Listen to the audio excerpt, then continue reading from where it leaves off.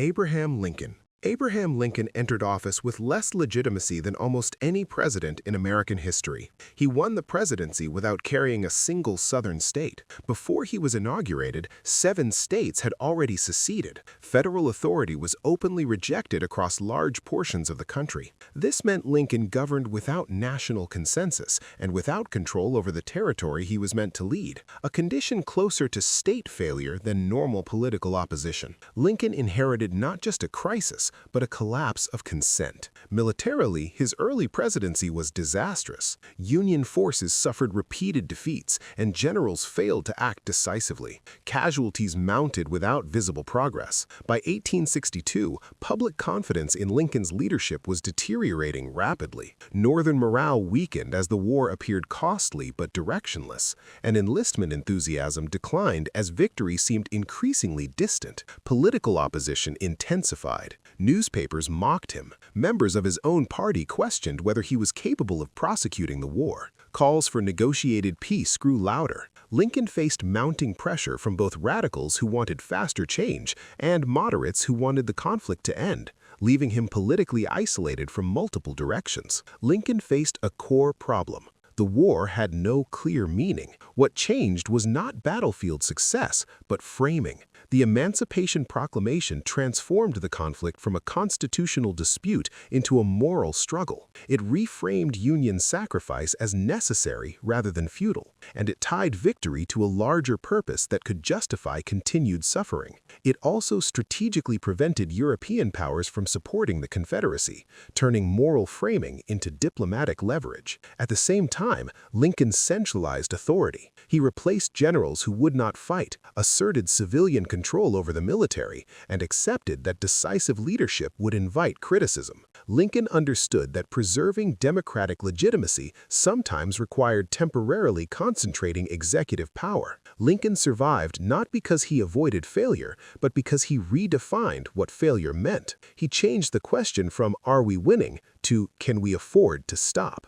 John F. Kennedy entered office with narrow electoral support and limited institutional experience. Within months, his presidency faced its first major test and failed. The Bay of Pigs invasion was a strategic catastrophe. Planned under the previous administration and executed under Kennedy, it exposed American covert power, embarrassed the United States internationally, and revealed deep flaws in decision-making. The failure signaled to adversaries that U.S. leadership was inexperienced and internally divided. Kennedy's authority was shaken. More importantly, Kennedy realized he had been misled. Intelligence agencies had minimized risks, suppressed dissenting analysis, and framed the operation as inevitable. This revelation forced Kennedy to confront the limits of expertise-driven governance and the dangers of bureaucratic groupthink. What nearly broke his presidency reshaped it instead. Kennedy overhauled how decisions were made.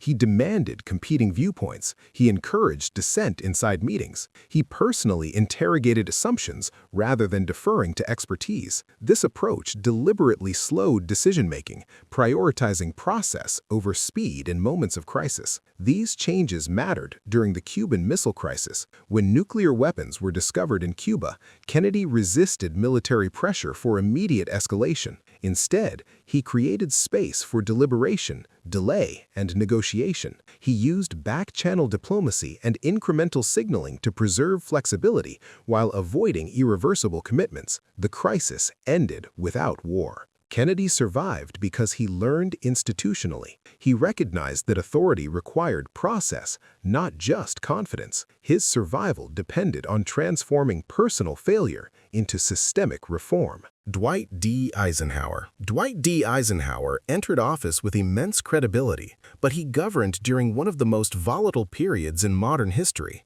The early Cold War produced constant pressure for dramatic action. Nuclear weapons, ideological confrontation, and public fear created incentives for escalation. Presidential rhetoric alone had the capacity to intensify global instability. Eisenhower resisted those incentives. His presidency faced continuous threats of overreaction, particularly during McCarthyism, when accusations of internal subversion spread rapidly through government and media. Unchecked, these accusations risked undermining institutional trust and paralyzing governance. Publicly confronting McCarthy risked legitimizing him. Privately ignoring him risked appearing weak. Eisenhower chose a third option. He limited McCarthy's access to institutional power while allowing the movement to burn itself out. He refused to escalate fear rhetorically, depriving hysteria of presidential validation. Behind the scenes, Eisenhower used procedural control and party leadership to isolate extremism without amplifying it. At the same time, Eisenhower focused on structural stability. He balanced budgets, strengthened alliances, and invested in infrastructure that would bind the country together economically and physically. The interstate highway system doubled as both civilian infrastructure and a national security asset, reflecting Eisenhower's long-term strategic thinking. His survival strategy was restraint. Eisenhower understood that presidential authority could amplify fear as easily as calm. By choosing predictability over spectacle, he prevented Cold War anxiety from destabilizing governance. Ronald Reagan. Ronald Reagan's presidency nearly collapsed twice, once economically and once institutionally. Early in his first term, Reagan's economic policies coincided with a severe recession. Unemployment surged.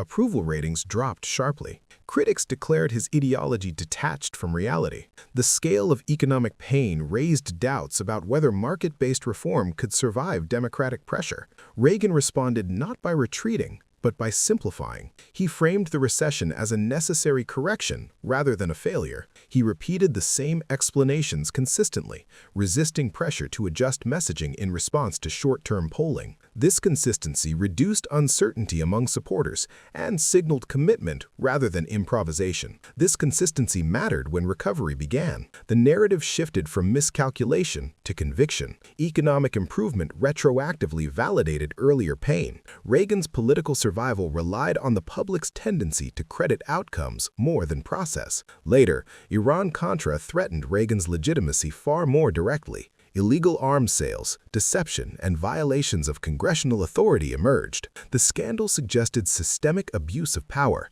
Institutional trust eroded as investigations revealed a pattern of secrecy within the executive branch. Reagan survived because of role separation. He positioned himself as a strategic leader detached from operational misconduct. Responsibility collapsed downward, not upward. This separation allowed personal approval to remain high, even as administrative credibility weakened. His communication style, optimistic, abstract, and non-technical, insulated his personal authority from institutional failure. Bill Clinton faced a form of near collapse unlike any other president. His failure was not strategic or economic, it was moral and legal. The Lewinsky scandal produced incontrovertible evidence of misconduct. Clinton lied publicly and under oath. Impeachment followed. The scandal dominated national discourse and threatened to redefine presidential legitimacy around personal behavior. Historically, this should have ended his presidency. It didn't because the country was stable, economic growth was strong, employment was high, institutions functioned normally. For most Americans, daily life was unaffected by the Washington scandal. This separation between elite political drama and lived experience weakened the case for removal. Clinton survived because the public performed a cost-benefit calculation. Removal appeared destabilizing. Tolerance appeared safer. Many voters viewed impeachment as an institutional overreach rather than a corrective necessity. Importantly, Clinton did not attempt moral redemption rhetorically. He minimized, compartmentalized, and focused relentlessly on governance. This strategy shifted public evaluation away from character and toward outcomes. The public judged him harshly as a person, but not as an executive. Clinton survived because performance displaced character as the dominant evaluation metric.